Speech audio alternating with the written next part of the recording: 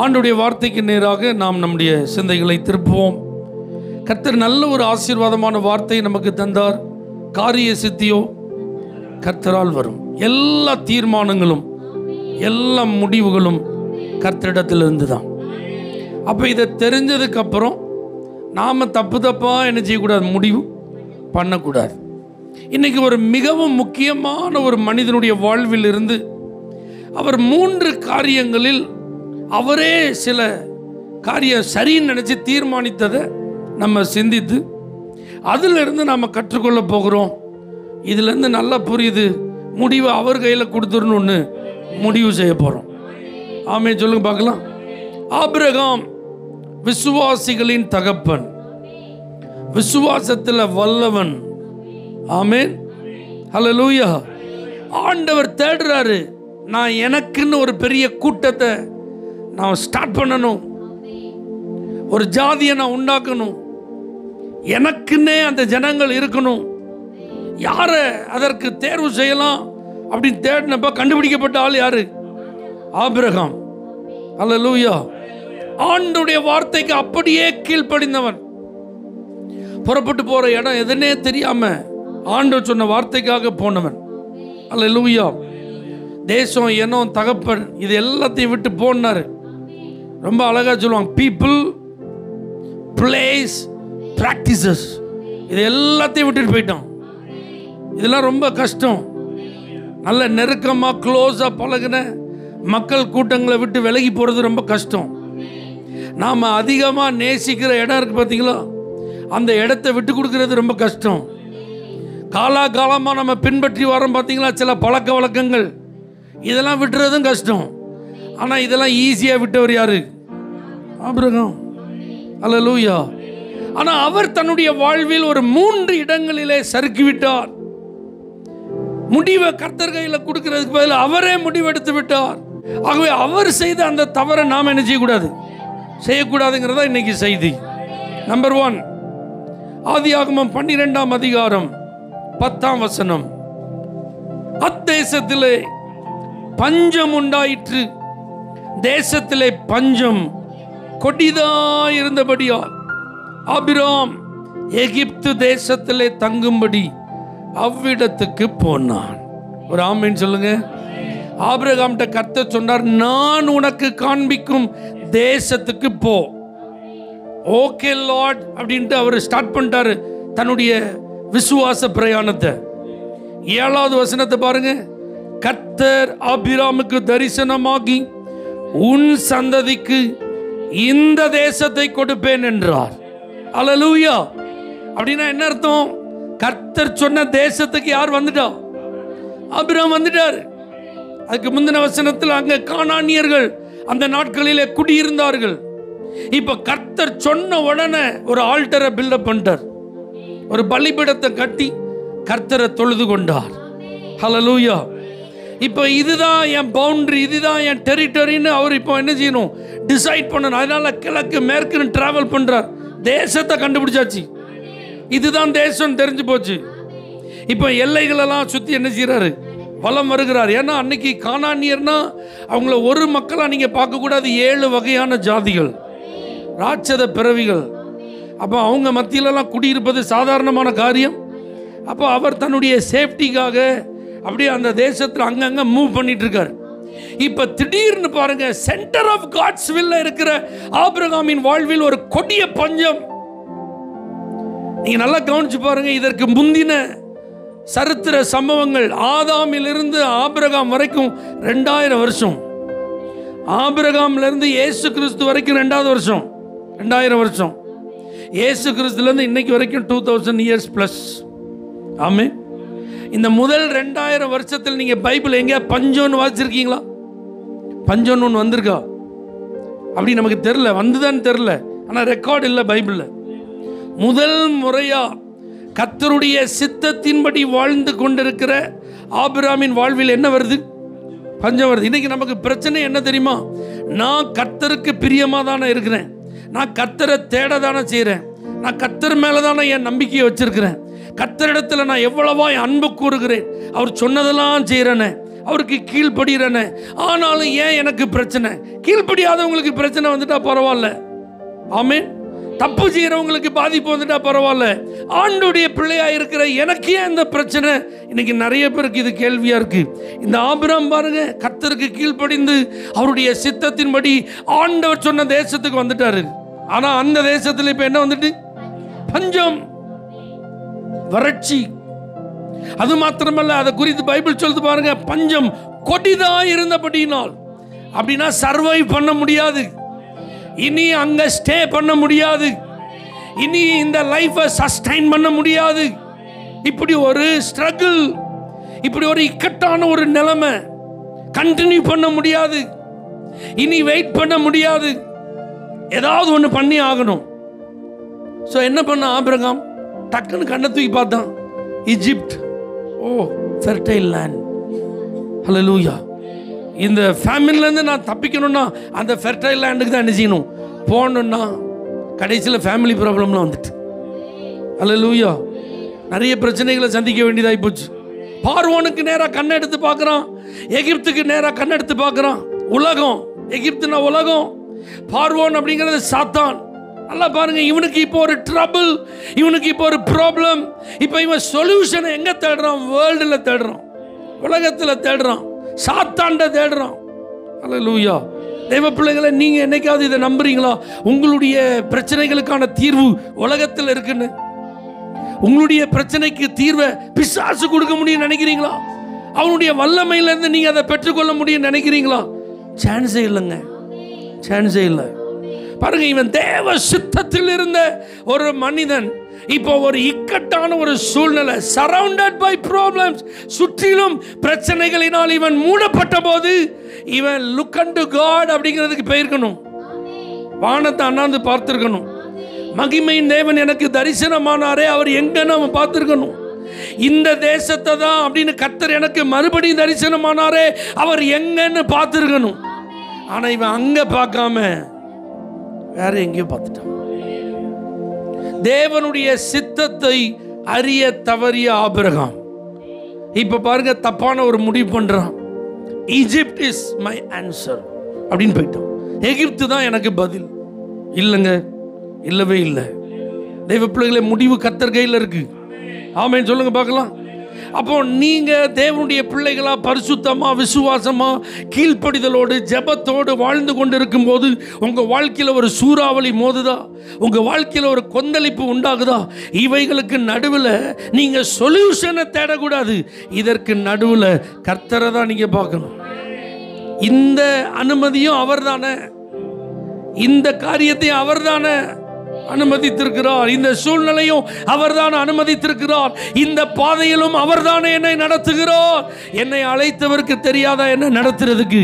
Bible சொல்லுது, கர்த்தர் நித்தமும் உன்னை நடத்தி மகா வறட்சியான காலங்களில் உன் ஆத்துமாவை திருப்தியாக்கி உன் எலும்புகளை நினமுள்ளதாக்குவோ.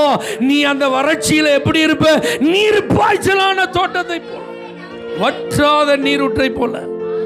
உலகம் எங்க வறட்சியா இருக்கலாம், ஆனா நான் வறட்சியா இருக்க மாட்டேன். ஏன்னா நான் உலகத்தின் போக்கில் வாழ்ந்து கொண்டிருப்பவன் அல்ல, தேவ சித்தத்தின் மையத்தில் வாழ்பவன். அல்லேலூயா. சென்டர் ஆஃப் காட்ஸ் வில்ல தான் இருந்தான். ஆனா இப்போ அந்த தேவ சித்தத்தை அவன் அறிந்து கொள்ள தடுமாறுகிறான். இப்ப இதுல நான் என்ன செய்யணும் அப்படின்னு ஆண்டவர்கிட்ட கேட்க அவன் என்ன செஞ்சிட்டான்? மறந்துட்டான். அல்லேலூயா. அப்ப நிறைய நேரத்தில் உங்க வீட்டில் பிரச்சனை இருக்கா, வேலையில் பிரச்சனை இருக்கா, படிப்பில் பிரச்சனை இருக்கா, உடம்புல பிரச்சனை இருக்கா, பொருளாதாரத்தில் பிரச்சனை இருக்கா, சமுதாயத்தில் பிரச்சனை இருக்கா, நீங்கள் இருக்கிற ஏரியா அந்த லொக்காலிட்டியில் ஏதாவது ப்ராப்ளம் இருக்கா, உங்களால் சால்வ் பண்ண முடியலையா? எல்லா இடத்துலையும் நீங்கள் மாட்டிக்கொண்டதை போல, சிக்கி கொண்டதை போல, அடைக்கப்பட்டதை போல உணர்கிறீர்களோ? என்ன, நான் தெரியாமல் வந்தீங்க மாட்டிட்டனும், தேவ சித்த அறியாம வந்து மாட்டிட்டனும். ஜெபித்து தானே இதெல்லாம் நான் தேர்வு செஞ்சேன், ஜெபித்து தானே இந்த திருமணத்துக்கு நான் சம்மதிச்சேன், ஜெபித்து தானே இந்த படிப்பை நான் செலக்ட் பண்ணேன், ஜெபித்து தானே இந்த வேலைக்கு நான் போனேன், ஜெபித்து தானே இந்த ஏரியாவுக்கு நான் குடியேறினேன், ஜெபித்து தானே என் வாழ்க்கையெல்லாம் நான் நடத்தி கொண்டு இருக்கிறேன், தேவனுடைய ஆலோசனையை கேட்டு கேட்டு தானே நான் நடந்துட்டு வரேன். ஆனாலும் ஏன் எனக்கு இந்த பாதிப்பு, ஏன் இந்த கஷ்டம், ஏன் இந்த கண்ணீர், ஏன் இந்த உபத்திரவம் அப்படின்னு ஒரு சூழ்நிலை வரும்போது ஏன் ஏன்னு கேட்டுட்டு இருக்க கேட்காம, ஆண்டவரே நீர் என்ன செய்ய சித்தமா இருக்கிறீர், இதில் நீங்கள் என்னை எப்படி நடத்த சித்தமா இருக்கிறீரோ உம்முடைய சித்தத்தை எனக்கு வெளிப்படுத்தும் ஆண்டவரே. நீங்கள் கேட்டு பாருங்க, உங்களுக்கு பதில் இருக்குங்க. Hallelujah. Don't try to get answer from your own will. ஆமென். உங்கள் சுய சித்தத்தில் பதிலை பெற்றுக்கொள்ள நீங்கள் முயற்சிக்க வேண்டாம். ஆமென். உங்கள் அனுபவத்தில் ஏதாவது தீர்வு கிடைக்குமா நீங்கள் தேட வேண்டாம். அல்லது வேற ஏதாவது வழி திறந்திருக்கிறான்னு அங்கே இங்கே நீங்கள் அலைய வேண்டாம். ஆமென். நீங்கள் இருக்கிற இடத்துல சுற்றிலும் உங்களை பாடுகளும் பிரச்சனைகளும் உங்களை மூடி இருந்தாலும் வானம் உங்களுக்கு எப்பொழுதும் திறந்தே இருக்கிறது. ஆமென். பதில் தரும் தேவன் எப்பொழுதும் உங்களுக்கு பதில் கொடுக்க அவர் ஆயத்தமாக இருக்கிறார். ஒரு நல்ல தேவ மனிதன் சுவிசேஷத்து நிமித்தம் கைது செய்யப்பட்டார். ஏசப்பாவை பற்றி சொன்னதுக்காக கைது செய்யப்பட்டார். அவர் இப்போ பாருங்க, எந்த விதமான விசாரணையும் இன்றி ஜெயிலில் போட்டாங்க. நல்ல பரிசுத்தவான், நல்ல ஜெபிக்கிற ஒரு மனுஷன். குடும்பம் ஸ்தம்பிச்சு போயிட்டு, சபை ஸ்தம்பிச்சு போயிட்டு, இப்போ அவரை ஒரு செல்ல அடைக்கிறாங்க. ஒரு ரூமில், சிறைச்சாலையில் இருக்கிற ஒரு அறையில் அடைக்கிறாங்க. அந்த ரூமில் அவர் கூட இருக்கிற இன்னொரு கைதி யாருன்னா இருக்கிறதுலே கொடூரமானவன். அவன் கூட இன்னொரு ஆளுக்கு அந்த ரூமில் என்ன செய்ய முடியாது, இருக்கவே பொல்லாத மனுஷன். இந்த ஆளை இந்த பாஸ்டர் கொண்டு போய் அந்த ஆள் கூட என்ன செஞ்சாங்க, போட்டாங்க. ஆனால் பாருங்க, இந்த தேவ மனிதன் அந்த செல்ல அடைக்கப்பட்ட நாளிலிருந்து முழங்கால நின்று ஜெபம் பண்ணிட்டே இருப்பார். இந்த மனுஷன் வேடிக்கையாக பார்த்து நக்கல் பண்ண, கேலி கிண்டல் பண்ண, பரியாசம் பண்ண, இப்படியே கொஞ்ச நாள் இருந்திருக்கான். டென்ஷன் ஆகிட்டேன். ஏன்னா இருந்தாலும் எப்போ பார்த்தாலும் என்ன செஞ்சிருக்காரு, ஜெபம் பண்ணி. ஒரு நாள் ஜெபம் பண்ணி மட்டும் தட்டு நிப்பாட்டான். ஏய் நிப்பாட்டியா, என்ன நீ ஜெபம் பண்ணணும், உங்கள் ஆண்டவர் ஓடி வந்து உன்னைய காப்பாற்றிடுவார்னு நினைக்கியோ, இதுக்கு தான் நீ எப்போ பார்த்தாலும் ஜெபம் பண்ணிட்டு இருக்கியோ அப்படின்னு கேட்ட உடனே அந்த பாஸ்டர் சொன்னார், சகோதரா நான் அதுக்காக ஜெபம் பண்ணல. அவனுக்கு அதிர்ச்சி, ஆச்சரியம். அப்புறம் எதுக்கியா ஜெபம் பண்ணிட்டு இருக்க? இந்த இடத்துல ஆண்டவரை நீர் என்னை கொண்டு வந்ததற்கான நோக்கத்தை எனக்கு தெரியப்படுத்தும். ஹல்லேலூயா. இந்த சிறைச்சாலையின் அனுபவத்திற்குள்ளாக நான் கடந்து வர வேண்டியதற்கான உம்முடைய சித்தம் என்ன, அதை எனக்கு வெளிப்படுத்தும் என்று தான் நான் ஜெபித்து கொண்டிருக்கிறேனே தவிர இதிலிருந்து நான் ரிலீஸ் ஆகணும்னு நினைச்சிக்கல, ஜெபம் பண்ணல. ஹல்லேலூயா. நடந்தது என்ன தெரியுமா? இந்த போதகர் மூலமாய் அந்த மனிதன் சுவிசேஷத்தை கேட்டு ரட்சிக்கப்பட்டான். தன்னுடைய வாழ்வை கர்த்தருக்கு ஒப்பு கொடுத்தான். ஒரு நாள் ஜெபம் பண்ணிட்டே இருந்த பாஸ்டர் அப்படியே பார்த்துட்டே இருந்தான். இப்போ டிஸ்டர்ப் பண்ணலை. ஜெபம் பண்ணி முடிக்கிற வரைக்கும் இவர் ஆமேன் போட்டு கண்ணை திறந்து பார்த்த உடனே அந்த பாஸ்டர் தட்டி சொன்னானா, உங்கள் ஆண்டவர் எதற்கு இந்த சிறைச்சாலைக்கு கொண்டு வந்தார் தெரியுமா? என்னை ரட்சிப்பிற்குள் வழி நடத்தவே, என் ஆத்மாவை நித்திய நரக ஆக்கினையிலிருந்து விடுவிக்கவே. தேவ பிள்ளைகளே, நீங்க தாங்க முடியாத ஒரு துயரம், வருத்தம், வேதனை, கஷ்டத்தின் வழியா நீங்க போறீங்கன்னா நீங்க யாருக்கோ ஒரு நன்மையா இருக்க போறீங்க, யாருக்கோ ஒரு ஆசீர்வாதமா இருக்க போறீங்க. உங்களை கொண்டு கர்த்தர் யாருக்கோ ஒரு நல்ல பாடத்தை கற்றுக் கொடுக்க போகிறோம். ஹல்லேலூயா. உங்கள் மூலமா யாரோ ஒருடைய விசுவாசம் உற்சாகப்பட போகிறது. ஹல்லேலூயா, ஹல்லேலூயா. 7 மடங்கு சூடாக்கப்பட்ட அக்கினி சூளை, கர்ச்சிக்கிற சிங்கங்கள் நிறைந்த சிங்க கெபி, இதற்குள்ளெல்லாம் போடப்பட்ட தேவ மனிதர்கள் என்னங்க தப்பு பண்ணாங்க? ஆண்டவருடைய சித்தத்தின்படி பாபிலோனிலே வாழ்ந்தவர்கள். கர்த்தருக்கு பிரியமானவனுடைய சித்தத்தை பாபிலோனிலும் செய்வான் என்று வாழ்க்கை வாழ்ந்தவங்க. ஆனாலும் உள்ளே போயிட்டு வந்தாங்க. அவங்க உள்ளே போகிறத குறித்து அவங்க ஒரு நாள் பயப்படலை. என்னை காப்பாற்றுங்கன்னு அவங்க ஒரு நாள் என்ன செய்யலை, அவங்க சொல்லவே இல்லை. அந்த தேவ சித்தத்திற்கு பரிபூரணமாய் தங்களை ஒப்பு கொடுத்தபடினால் அதிலிருந்து வெளியே வரும்போது, தானியேலின் தேவனே ஜீவனுள்ள தேவன், இவர்கள் ஆராதிக்கிற தேவனே ஜீவனுள்ள தேவன், தேசம் எங்கும் அவருடைய நாமம் மகிமைப்பட்டது. அதனால நீங்க உங்க வாழ்க்கையில் ஏதாவது காரியங்களை சந்திக்கும் போது, ஆமா சேஞ்ச் பண்ணிடலாமா, இடத்தை மாத்திரலாமா, ஆளை மாத்திரலாமா, ஊரை மாத்திரலாமா, வேலையை மாத்திரலாமா, இதை மாத்திரலாமா, அதை மாத்திரலாமா, முத சித்தம் என்ன, தேவ சித்தம் என்ன, இதில் ஆண்டவர் என்ன செய்ய விரும்புகிறார், இதுதான் ரொம்ப முக்கியம். ஆமென் சொல்லுங்க பார்க்கலாம். ஆபிரகாம் முடிவை கர்த்தர் கையில் கொடுத்துருக்கணும். ஆனால் இவன் முடிவை அவன் கையில் எடுத்துட்டான். எகிப்துக்கு போக வேண்டும் என்று அவன் முடிவு செய்தான். ரொம்ப ப்ராப்ளமேட்டிக் ஆகிட்டு அவனுடைய லைஃப் ரொம்ப குழப்பம் நிறைஞ்சதாக மாறிட்டு. அப்போ தேவ சித்தத்தை அறிகிறதுல முடிவை ஒரு நாள் யாரும் எடுக்கக்கூடாது. அது தேவ சித்தம், பேரே அதுக்கு என்னது, தேவனுடைய சித்தம், தேவனுடைய விருப்பம். அங்கே நமக்கு வேலையே கிடையாது. நீங்கள் அங்கே விரும்புறதுக்கு ஒன்றுமே கிடையாது. நீங்கள் சஜஸ்ட் பண்ணுறதுக்கு அவசியமே கிடையாது. நீங்கள் ஆண்டவருக்கு ஹெல்ப்லாம் என்ன செய்ய வேண்டாம். தேவ சித்தம் நிறைவேறுவதற்கு நாம் யாரும் ஆண்டவருக்கு என்ன செய்ய வேண்டாம், ஹெல்ப் பண்ணவே வேண்டாம். ஆமென், அல்லேலூயா. நம்பர் 2, 12ஆம் அதிகாரம் 12வது 13வது வசனத்தை கவனிச்சு பாருங்க. எகிப்தியர் உன்னை காணும்போது இவள் அவனுடைய மனைவி என்று சொல்லி என்னை கொன்று போட்டு உன்னை உயிரோடே வைப்பார்கள். ஆகையால் உன் நிமித்தம் எனக்கு நன்மை உண்டாகும்படிக்கும் உன்னாலே என் உயிர் பிழைக்கும்படிக்கும் நீ உன்னை என் சகோதரி என்று சொல் என்றார். அல்லேலூயா. எவ்வளோ பரிதாபமாக இருக்கு பார்த்தீங்களா? ஒரு விதத்தில் ஹாஃப் ட்ரூ அப்படின்னு இருந்தாலும், ஆபிரகாமே உன்னை நான் அழைத்திருக்கிறேன்ப்பா, உன்னை பேர் சொல்லி நான் கூப்பிட்டுருக்கேன். அல்லேலூயா. நான் சும்மா உன்னை கூப்பிடல, கிரேட்டஸ்ட் காலிங் உன் மேலே இருக்கு.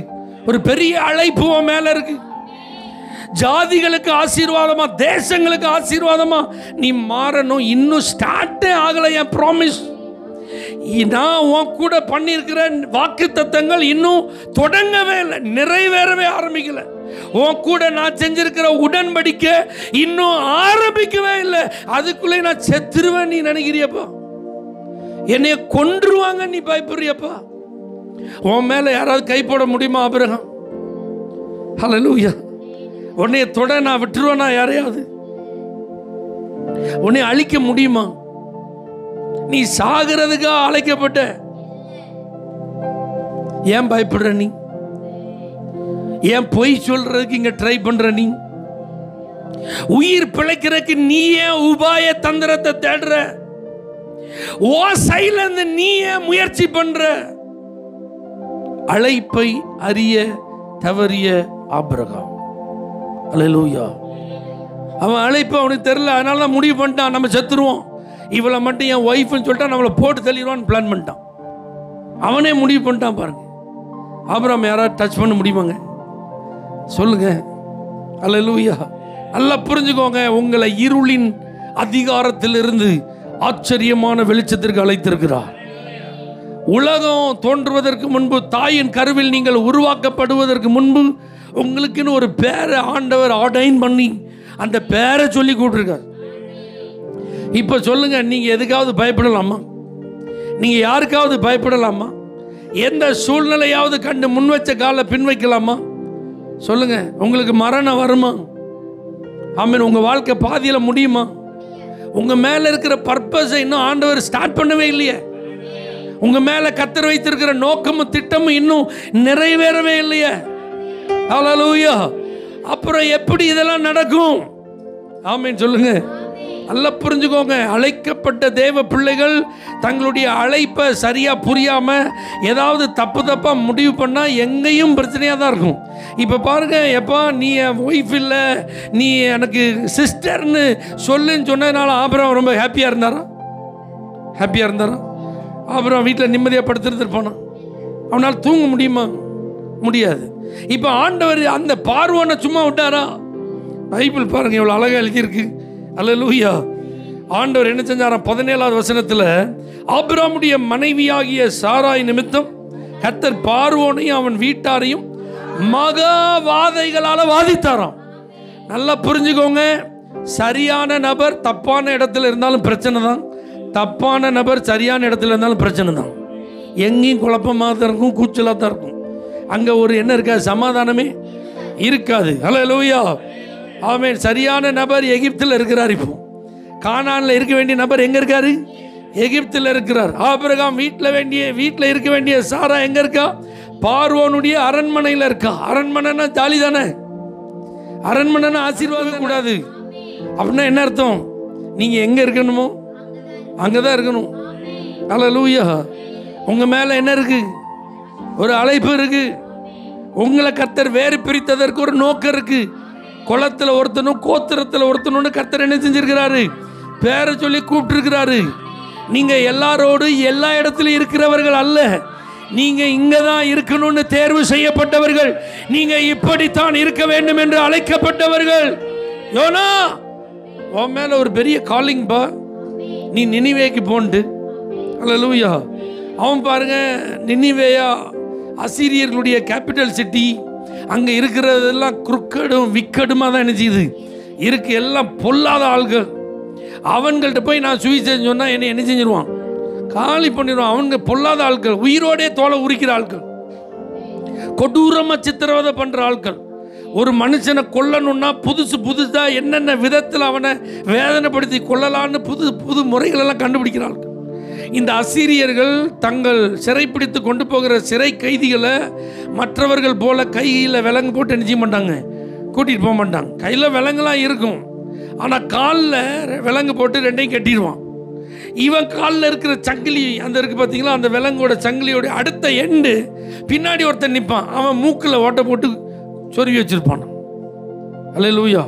இப்படி தான் 1 by 1 நிற்கும். ஒருத்தன் காலில் கட்டின சங்கிலி அதனுடைய இன்னொரு எண்டு எங்கே இருக்கும்? இன்னொருத்தன் மூக்கில்.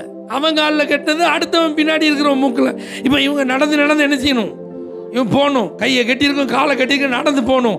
இவன் நடந்து போகும்போது பின்னாடி உள்ளவனுக்கு எப்படி இருக்கும்? அழிக்குமா? மூக்கில் பிஞ்சிரும். அல்லேலூயா. இப்படி கொடுமைப்படுத்துகிற ஆட்கள். இப்போ நம்மால் நினைக்கிறான், அவன் சாகட்டும், ஆண்டவரே முடிவு பண்ணிட்டாரு, அவன் பிழைக்கவே கூடாது, அவன் அக்கிரமம் கொடிது, அவன் பாவம் தேவ சமூகத்தில் எட்டிட்டு நான் வேற போய் அங்கே ஏதாவது பிரசங்கம் பண்ணி அவன் மனம் திரும்பிட்டான்னா ஐயோ அவன் மனமே என்ன செய்யக்கூடாது. அடுத்தது நமக்கு அங்கே போனால் என்ன கிடையாது? சேஃப்டி கிடையாது. அல்லேலூயா. அதனால better to go Tarshish. Ticket வாங்கினா சூப்பராக ஒரு ஷிப்பில் ஏறினா படுத்துட்டான். நீங்கள் யோசிச்சு பாருங்கள், அந்த கப்பலில் பிஸ்னஸ் பீப்புள் எவ்வளோ பேர் பிஸ்னஸ்க்காக எவ்வளோ கனவோடு போய்ட்டுருப்பான். பல வருஷம் வீட்டுக்கு போகாதவன் மனைவி பிள்ளைகளை பார்க்குறதுக்கு எவ்வளோ ஆனந்தமாக என் பொண்டாட்டி பிள்ளைகள்லாம் நான் நினச்சி போகிறேன், பார்க்க போகிறேன், ட்ராவல் பண்ணிகிட்டு இருப்பான். ஆனால் இந்த பையில பாருங்கள், இவன் தப்பு பண்ண இந்த ஒருத்தனுடைய தவறு இப்போ ஆண்டவர் கடலை போட்டு குலுக்குறாரு, கப்பலை போட்டு ஆட்டுறாரு. அத்தனை பேரும் அம்மாடி ஆத்தாடின்னு கத்துறான். இப்போ பாருங்கள், ஒரு ட்ராவலுக்கு நம்ம பேக்கேஜ் பேக் பண்ணும்போது, லக்கேஜ் பேக் பண்ணும்போது எவ்வளோ பார்த்து பேக் பண்ணும். முக்கியமானது இதை மறந்துடக்கூடாது, அதை மறந்துடக்கூடாது, இது அங்கே போய் அப்படி யூஸ் பண்ணும். ஏதாவது முக்கியமான மீட்டிங் அப்படின்னா அதுக்கு இருக்கிறதில்ல நல்லதாக எடுத்து வை. இப்போ அத்தனை மூட்டை எங்கே போடணும்? எப்படி இருக்கு யோசிச்சுப்பார். எல்லாம் சும்மா வந்ததாங்க, வேர்வை சிந்தி வந்ததுங்க, ராத்திரி பகல் உழைச்சி வந்தது. ஆனால் இந்த ஒருத்தன் எல்லாத்தையும் காலி பண்ணிட்டு இருக்கான் பாருங்க, அழைப்பில் சரியா அறியாதவன். ஆமென், அல்லேலூயா. அழைப்பை குறித்து அவனே முடிவு செஞ்சிட்டான். நினிவேக்கு போகிறது நல்லது கிடையாது, தர்சீசுக்கு போகிறது தான் நல்லது. இப்போ கடந்து எல்லாரும் அலசடிப்படுறாங்க, எல்லாரும் அழுறாங்க, எல்லாரும் கூக்குரலிடுறாங்க, அவங்கவுங்க தேவனை நோக்கி கதறாங்க. இத்தனை பேரும் அலசடிப்படுறதுக்கு யார் காரணம்? அழைப்பை தானே முடிவு செய்த யோனா. அல்லேலூயா. கடைசியில் அவன் சொல்றான், நான் யார் தெரியுமா? எபிரேயன் யாரு? உலகத்துக்கே ஆசீர்வாதமாக இருக்க தெரிந்து கொள்ளப்பட்டவன், ஆபிரகாமின் சந்ததி. உலகத்துக்கு ஆசீர்வாதமாக இருக்கிறவன் இந்த ஒரு கப்பலில் இருக்கிறவங்கள கலங்க வச்சுட்டு இருக்கான். அல்லேலூயா. தேவ பிள்ளைகளை, நீங்கள் இருக்க வேண்டிய இடத்துல சரியா இல்லைன்னா எல்லா இடத்துல என்ன இருக்கும்? ஒரே பிரச்சனை, இழப்பு, தோல்வி, கண்ணீர், கலவரமாக தான் இருக்கும். ஒரு சமாதானமாக படுத்து என்ன செய்ய முடியாது? தூங்க முடியாது. ஒரு நிம்மதியாக ஒரு சோறு என்ன செய்ய முடியாது? சாப்பிட முடியாது. அல்லேலூயா. அப்போ முடிவை யார் கையில் கொடுத்துடணும்? என்ன சொன்னாலும் செய்கிற ஆண்டவரே, எங்கே போ சொன்னாலும் போ சொல்கிற ஆண்டவரே, உங்கள் ஆமென் சித்தத்தை செய்கிறதுக்கு என் மேலே நீங்கள் என்ன அழைப்பு வச்சுருக்கீங்களோ அதை நிறைவேற்றுவதற்கு நான் ஆயத்தம். அல்லேலூயா. இதை நீங்கள் கரெக்டாக கண்டுபிடிக்கல அப்படின்னா, இந்த முடிவை நீங்கள் கையில் எடுத்தீங்க அப்படின்னா என்ன நடக்கும்? ஒரே குழப்பம்தான். பார்வோனுடைய வீடு கலவரமாக இருக்கு. மகா வாதைகளினால் கர்த்தர் வாதிக்கிறார். ஐயோ பாவம், அவன் அன்னைக்கு இருந்த கலாச்சாரத்தில் இப்படி பண்ணுற காரியங்களாம் அவங்களுக்கு பெருசே கிடையாது. ஆனால் இப்போ அவ்வளோ பேரும் உபாதிக்கப்படுகிறார்கள், அவ்வளோ பேர் பாதிக்கப்படுறாங்க. ஏன்? இந்த ஆபிரகாம் தாம் மேலே இருக்கிற அழைப்பை அவன் தவறாய் புரிந்து கொண்டதுனால, எங்கே நான் செத்துருவனோன்னு பயந்து தப்பாக சில காரியங்களெல்லாம் முடிவு பண்ணதுனால. ஆமென் சொல்லுங்க பார்க்கலாம். தெய்வ பிள்ளைகளை, உங்களுக்கெல்லாம் கர்த்தர் நல்ல ஆயுளை தருவாரா? நல்ல சுகத்தை தருவாராக, நல்ல பலனை தருவாராக, நல்ல சமாதானத்தை தருவாராக. நீங்கள் செய்ய வேண்டியதெல்லாம் உங்களை ஆண்டவர் என்ன நோக்கத்திற்காக தெரிந்து கொண்டாரோ, உங்களுக்கு என்ன திறமையை தாளந்தை தந்திருக்கிறாரோ அதை கர்த்தருக்காக பயன்படுத்தி ஓடிட்டே இருங்க. நீங்கள் இருக்கிற இடம்லாம் சேமம், நீங்கள் இருக்கிற இடம்லாம் சுகம், நீங்கள் இருக்கிற இடம்லாம் சமாதானம். அழைப்பை சரியாய் நிறைவேற்றுகிற தேவ பிள்ளை எங்கே இருந்தாலும் ஆசீர்வாதம். எகிப்தில் இருக்கான் இந்த யோசேப்பு. ஆமாம், எல்லாருக்கும் மிகுந்த ஜீவரட்சண்யம். ஆமென். தகப்பன் வீட்டிலிருந்து அவன் பிரிக்கப்பட்டது அவனுக்கு வருத்தம் தான். சிறைச்சாலையில் அடைக்கப்பட்டது வேதனை தான். ஆனால் இதுதான் அழைப்பு. அல்லேலூயா. இப்படி கானான்ல இருந்து எகிப்தில் வந்து இவன் இருந்து ஒரு பெரிய ஜீவரட்சணியத்தை என்ன செய்யணும், உண்டாக்கணும். அது அழைப்பு. இது யோசேப்புக்கு மேலே இருந்த அழைப்பு. ஆபிரகாமே, உனக்கு எகிப்தில் வேலை கிடையாது. யோசேப்புக்கு எகிப்தில் வேலை, ஆனால் ஆபிரகாமுக்கு என்ன கிடையாது. ஆமென் சொல்லுங்க. அப்போ ஒருத்தருக்கு இருக்கிற மாதிரி இன்னொருத்தருக்கு இருக்காது. அவங்களுக்கு இருக்கிற மாதிரி எனக்கு நீங்கள் என்ன செய்யக்கூடாது, நினைக்கக்கூடாது. ஆமென் சொல்லுங்க. நீங்கள் வேற, இன்னொருத்தர் வேற. உங்களை குறித்த தேவ திட்டம் வேற, அவங்களை குறித்த தேவ திட்டம் வேற. ஆகவே அழைப்பை அறிந்து நீங்கள் செயல்பட அந்த முடிவை கர்த்தருடைய கரத்தில் ஒப்பு கொடுப்பீர்களானால் எல்லாம் எப்படி நடக்கும், நல்லபடியா நடக்கும். ஆமென். நம்பர் 3, ஆதியாகமம் 16ஆம் அதிகாரம் 2வது வசனம். சாராய் ஆபிராமை நோக்கி, நான் பிள்ளை பெறாதபடிக்கு கர்த்தர் என் கர்ப்பத்தை அடைத்திருக்கிறார், என் அடிமை பெண்ணோட சேரும், ஒருவேளை அவளால் என் வீடு கட்டப்படும் என்றால். சாராயின் வார்த்தைக்கு ஆபிராம் செவி கொடுத்தான். அல்லேலூயா. ஆமென் சொல்லுங்க. இந்த ஆபிரகாமுக்கு ஒரு பெரிய வாக்குத்தத்தம் இருக்கு. ஆனால் இந்த வாக்குத்தத்தம் எப்போ நிறைவேறுன்னு நினைச்சியாது. அந்த காலத்தை குறிக்கிறது யாரு, அந்த டைமை ஃபிக்ஸ் பண்றது யாரு? அப்ப காலத்தை அறிந்து செயல்பட தவறிய ஆபிரகாம், ஆமென், காட்ஸ் டைமை ஹிஸ் ஓன் டைமா மாத்திட்டான். ஆண்டவருடைய வேலையை தன்னுடைய சொந்த நேரமா மாத்தினான். இப்ப இந்த நேரம் இவனுடைய சந்ததி உருவாகிற நேரம் அல்ல. ஆமென் சொல்லுங்க. அது சாராய் மூலமா தான் உண்டாகணும். ஆரம்பத்திலே கேட்கிறான், எலையேசர் என் வீட்டில் இருக்கிறானே, ஒருவேளை அவன் என்னுடைய வம்சத்தை அப்படியே கட்டி காக்கிறவனா இருப்பானோ, எலையேசர் என் சந்ததியா இருப்பானோ அப்படி கேட்டப்போ ஆண்டவர் இல்லைன்ட்டார். வானத்தை அண்ணாந்து பாரு, கடற்கரை மண்ணை பாரு, இதெல்லாம் என்ன முடியுமாப்பா, இதை மாதிரி நான் மாற்றுவேன் உன் சந்ததி என்றார். அல்லேலூயா. அப்போ அந்த காட்ஸ் டைமுக்கு இவன் என்ன செய்யணும், வெயிட் பண்ணணும். நல்லா பாருங்க, இவன் காட்ஸ் டைமுக்கு வெயிட் பண்ணல. சாரா சொன்ன உடனே அவன் சொன்னபடியே செஞ்சிட்டான். ஆனால் பைபிளில் பின்னாடி பாருங்க, ஒரு உற்பவ காலத்திட்டத்தில் உன்னிடத்தில் வருவேன் ஆண்டவர் சொல்றாரா. அப்போ வாக்குத்தத்தத்தை நிறைவேற ஒரு உற்பவ காலத்திட்டம் என்ன செய்யுது இருக்கு. அதுக்கு முன்னாடி ஒண்ணுமே நடக்காது. அல்லேலூயா. அப்ப கர்த்தர் நியமித்த காலம் வருது அப்படின்னா அதற்கு வயதோ சரீர நிலைமையோ பொருட்டல்ல. அல்லேலூயா. சூழ்நிலைகள் ஒரு பொருட்டல்ல. ஆனா இதை மிஸ் பண்ணிட்டார் ஆபிரகாம். இந்த டைமிங்கை மிஸ் பண்ணிட்டார். நல்லா புரிஞ்சுக்கோங்க, God's timing is always perfect. எத்தனை பேர் அதை நம்புறீங்க? அதில் ஆண்டவர் முந்தவும் மாட்டார், பின்னவும் மாட்டார். எக்ஸாக்டா இருக்கும். உங்க லைஃபை குறித்து கர்த்தருக்கு ஒரு நல்ல நோக்கமும் திட்டமும் நிறைவேற ஒரு காலம் குறிக்கப்பட்டிருக்கிறது. அப்பாயிண்டட் டைம் இருக்கு. அதுக்கு முன்னாடி அவசரப்பட வேண்டாம். காலத்திற்கு முன்னாக நீங்களே உங்களுடைய நேரங்களை தீர்மானிக்க வேண்டாம். அல்லேலூயா. இதுதான் ஏன் சரியான நேரம் நீங்க முடிவு பண்ணாதீங்க. ஆமென். இதுதான் மை டைம் அப்படி நீங்க என்ன செய்யாதீங்க, நினைக்காதீங்க, டிசைட் பண்ணாதீங்க. ஆண்டவர்கிட்ட கொடுத்துருங்க. என் காரியம் எதனால காட்ஸ் டைம்ல நடக்கட்டும். என் நேரத்தில் நடக்கணுங்கிறது அவசியமே இல்லை. கர்த்தருடைய வேலையில் நடந்தால் அது எனக்கு ஆசீர்வாதமாக இருக்கும். இப்போ பாருங்க, இந்த சம்பவத்துக்கு அப்புறம் இஸ்மவேல் பிறந்தப்ப 86 இயர்ஸ் ஓல்ட். அப்புறம் 99 இயர்ஸ் வர்ற வரைக்கும் no revelation, no relationship with God. தேவனுடைய நேரத்தை இவன் சரியாய் புரிந்து கொள்ள தவறினதுனால கர்த்தர் அவனோடு இடைபடுகிறதே இல்லாமல் போயிட்டு, கர்த்தர் அவன்கிட்ட பேசுறதே இல்லாமல் போயிட்டு, கர்த்தருடைய தரிசன வெளிப்பாடு எதுவுமே அவனுக்கு இல்லைங்க. எதுவுமே இல்லை. கிருபை மறுபடியும் ஆண்டவர் அவனுக்கு தரிசனம் ஆயிட்டார். ஒரு ஆமேன் சொல்லுங்க பார்க்கலாம். மோசே எகிப்தின் சகல சாஸ்திரங்களை கற்று தேர்ந்து சகலகலா வல்லவராக மாறிட்டார். இப்போ நெக்ஸ்ட் ஃபேரோ அவர் தான். இப்போ வெளியில் அப்படியே வராரு. ஆமேன். பார்த்தா ஒரு இஸ்ரவேலன்னா ஒரு எகிப்தியன் என்ன செஞ்சிட்டு இருக்கான், அடிச்சிட்டு இருக்கான். அதை பார்த்தவொன்னே இவனால் என்ன செய்ய முடியல, தாங்க முடியல, ஒரே அடி, எகிப்தியன் செத்துட்டான். சுற்றி பார்த்தா ஒருத்தர் இல்லை, அவனே குழிய தோன்னா அவன் உள்ளே போட்டு போச்சுட்டான். அவன் நினச்சிட்டான் இதுதான் மை டைம், என் ஜனங்களை விடுதலையாக்க நான் ரட்சகனா எழும்புகிற காலம் வந்துட்டு நினச்சான். வழி இல்லை, உயிருக்கு பயந்து என்ன செய்ய வேண்டியிருக்கு, ஓட வேண்டியதாயிட்டு 40 வருஷம் வனாந்திரத்தில் இருக்கான். ஓரேப் அப்படிங்கிற ஒரு பர்வதத்துக்கு நேராக கர்த்தர் 40 வருஷம் கழித்து நடத்திட்டு வர்றாரு. இப்போதான் சரியான நேரம் வருது, கர்த்தர் கூப்பிடுறார், மோசே மோசே. ஒருவேளை அந்த எகிப்தியன் இஸ்ரவேலனை அடிக்கும் போது அதுதான் சரியான நேரமா இருந்தா யார் கூப்பிட்டுருப்பா, கர்த்தர் கூப்பிட்டுருப்பார், மோசே மோசே. என்ன பார்த்துட்டு சும்மா இருக்க, என் ஜனம் அடிக்கப்படுறதை என்னால் என்ன செய்ய முடியல, பார்க்க முடியல. அப்படிதானே அன்னைக்கு அப்படிதானே சொன்னார், என் ஜனங்கள் எகிப்தில் படுகிற உபத்திரவத்தை என்னால் பார்க்க முடியல. அவர்கள் கூக்குரல் என் சமூகத்தை வந்து எட்டி இருக்கிறது, அவர்களுடைய பெருமூச்சை நான் கேட்டு இறங்கினேன்றார்.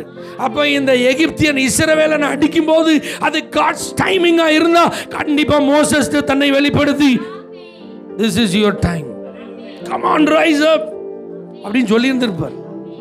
ஆனா சொல்லலையே. ஆண்டவர் சொல்றதுக்கு முன்னாடி, மோசே நீ ஏம்பா அதிகாரத்தை கையில் எடுக்கணும்னு நினைச்ச, அதனால என்ன ஆகி போச்சு, பேலஸில் இருக்கவே முடியல. நீ கொஞ்சம் நல்லா யோசிச்சு பாருங்க, இந்த டைம்ல ஆண்டவர் இந்த இஸ்ரவேல் ஜனங்களை நடத்துறதுக்கு மோசஸ் கையில் கொடுத்துருந்தான்னு வச்சுக்கோங்களேன், என்ன நடந்திருக்கும், எல்லாத்தையும் ஒரே பஞ்சு தான். ஆமா, கோராகு உன் கூட்டமா அப்படியே கூட்டுவா, அப்படியே இந்த சிலம்பெல்லாம் சுத்தினா 500 பேரை ஒரே நேரத்தில் என்ன செய்வாங்களாம், அடிப்பாங்களாம். அதே மாதிரி தண்ணி ஆளா நின்று அந்த கூட்டத்தை என்ன செஞ்சிருப்பான், பந்தாடி இருப்பான். இப்போ ஆரோனும் மிரியாமும் இவனை ஏற்று பேசுறான், அவன் கல்யாணம் பண்ண அந்த பொண்ணு நிமித்தப்பான். அப்போ மோசே வந்து ரொம்ப அமைதியாக இருந்தான், பேசவே இல்லை. இதே இது முன்னாடி நடந்திருந்துன்னு வச்சுக்கோங்களேன், அல்லேலூயா, அக்காவாவது அண்ணனாவது யாரை பார்த்து என்ன பேச்சு பேசுற, எங்க வந்து என்ன பேச்சு பேசுற, தூக்கியிருப்பான். ஆனால் பூமியிலேயே சாந்த குணமுள்ள மனுஷன் பேர் எடுக்கிறான். அல்லேலூயா, என் வீட்டில் எங்கேயும் உண்மையுள்ளவன் பேர் எடுக்கிறான். அதான் டைம். அல்லேலூயா, ஆண்டவருக்கு தெரியும் எப்போ உங்கள் கொம்பை உயர்த்தணும், நம்புறீங்களா? ஆண்டவருக்கு தெரியும் எப்போ உங்களை நெக்ஸ்ட் லெவலுக்கு கொண்டு போகணும். ஆண்டவருக்கு தெரியும் எப்போ உங்களை ஷிஃப்ட் பண்ணணும். ஆண்டவருக்கு தெரியும் எப்போ உங்களை ப்ரமோட் பண்ணணும். ஆண்டவருக்கு தெரியும் எப்போ உங்களுக்கு நியூ பிகினிங் ஸ்டார்ட் ஆகணும். ஹல்லேலூயா, எப்போ உங்களுக்கு ஒரு பிரேக் த்ரூவை கொடுக்கணும்னு கர்த்தருக்கு தெரியும். ஹல்லேலூயா. அதனால எப்பவுமே ரிலை ஆன் காட்ஸ் டைம். ஆமென். Don't hurry. உங்க வேலையை நீங்க நினைச்சு அவசரப்படாதீங்க, ஆண்டுடைய நேரத்திற்காக காத்திருங்க. அப்ப இதுல எல்லாம் மொத்தமா நீங்க பாருங்க, சித்தத்தை அறிய தவறிட்டான், அழைப்பு அறிய தவறிட்டான், காலத்தை அறிய தவறிட்டான்னா இதில் எல்லாத்துலேயும் கர்த்தரை மட்டும் இவன் நோக்கி பார்த்துருந்தா இந்த தடுமாற்றம் என்ன செஞ்சிருக்காது, வந்திருக்க. இந்த முடிவை உங்கள்கிட்ட கொடுக்குறேன்னு இவன் ஒரு வார்த்தை சொல்லியிருந்தா இந்த தடுமாற்றம் என்ன செஞ்சிருக்காது. அப்போ இன்னைக்கு நாமும் காரிய சித்தியோ கர்த்தரால் வரும். எல்லா முடிவும் அவர்கிட்ட சொல்லிட்டு நாமே முடிவு பண்ணக்கூடாது. எத்தனை பேர் இன்னைக்கு உங்களை அர்ப்பணிக்க ஆயத்தமாக இருக்கீங்க? உங்கள் சித்தத்திற்கு என்ன அர்ப்பணிக்க ஆயத்தமாக இருக்கேன்?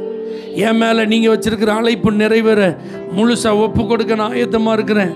ஆண்டவரே, உம்முடைய வேலையில் நீர் என்னை ஆசீர்வதிக்க என்ன வழி நடத்த முற்றிலும் ஒப்பு கொடுக்குறேன். இந்த மூணும் உங்கள் வாழ்க்கையில் எல்லாருக்கும் இருக்குமா எனக்கு தெரியாது, ஆனால் ஏதாவது ஒன்றாவது உங்கள் லைஃப்பில் இருக்கும். நீங்கள் இவைகளிலே சரியானதை நீங்கள் அறிந்து செயல்பட வேண்டுமானால் லுக் அன்டு காட். தேவனை நோக்கி பாருங்க, அவர்கிட்ட சரண்டர் பண்ணுங்க, முழுசாக அவர்கிட்ட சப்மிட் பண்ணிருங்க. கர்த்தர் பார்த்து கொள்வார். கண்களை மூடி நாம் ஜெபம் பண்ணுவோம். நீங்க எங்களை நடத்தும் போது சித்தத்திலிருந்து நாங்கள் விலக மாட்டோம். நீங்க எங்களை நடத்தும் போது அழைப்பிலிருந்து நாங்கள் மாற மாட்டோம். நீங்க எங்களை நடத்தும் போது காலத்தை அறிந்து நாங்கள் செயல்படுவோம். ஆண்டவரே, எங்களை அர்ப்பணிக்கிறோம். நீர் எங்களை நடத்த உம்மிடத்தில் வந்து ஆலோசனை கேட்க எங்களை ஒப்பு கொடுக்கிறோம். இந்த பிள்ளைகள் எல்லாரும் இந்த ஆசீர்வாதமான அனுபவத்தை சொந்தமாக்கி கொள்வார்களாக. இந்த வாரம் ஆசீர்வாதமாக இருக்கட்டும், சமாதானமாக இருக்கட்டும், சுகமாக இருக்கட்டும், சந்தோஷங்களும் கொண்டாட்டங்களும் நிறைந்த நாட்களாக இருக்கட்டும். தேவைகள் எல்லாவற்றையும் சந்தியும். போக்குவரத்து பிரயாணங்களிலே பாதுகாத்துக் கொள்ளும். மன விருப்பங்களை எல்லாம் நிறைவேற்றும். இந்த ஆலயத்திலிருந்து மனதார இந்த பிள்ளைகளை ஆசீர்வதித்து அனுப்புறோம் இயேசுவின் நாமத்தில் பிதாவே. For prayer contact, Pastor J. Kumar, El Shaddai Ministries, 9500252586, Surandai.